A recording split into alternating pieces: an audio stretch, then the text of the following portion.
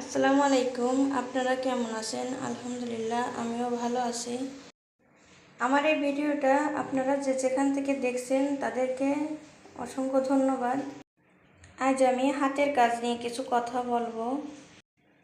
আপুরা, প্রথমত আপনারা হাতের কাজ শিখুন। যে কোনো হাতের কাজ হোক না কেন, ওটা আপনি শিখুন। হোক টেলারি, হোক সুই সুতা দিয়ে ফুল তোলা, যে কোনো কাজ হোক না কেন। অনেকে আছে কাঁথা সেলাই করেন ঘরে বসে। একেবারে খালি হাত পা নিয়ে ঘরে বসে না থেকে আপনারা যে কোনো একটা কাজ শিখে কাজ করুন। আর এখন কাজ শেখা কোনো ব্যাপারই না। অনলাইনের জগতে আপনার হাতে যদি একটা স্মার্টফোন থাকে তাহলে আপনি মোবাইল থেকে দেখে দেখে, ইন্টারনেট থেকে চার্জ দিয়ে দেখে দেখে যে কোনো কাজ আপনি শিখতে পারেন। আমি আমার নিজের কথাই বলি, আমি এই কাজটা শেখার পর থেকে আলহামদুলিল্লাহ, কম হোক বেশি হোক, সবসময় আল্লাহ দিলে আমার হাতে টাকা থাকে। এজন্য বলবো আপনারা হতাশ হবেন না।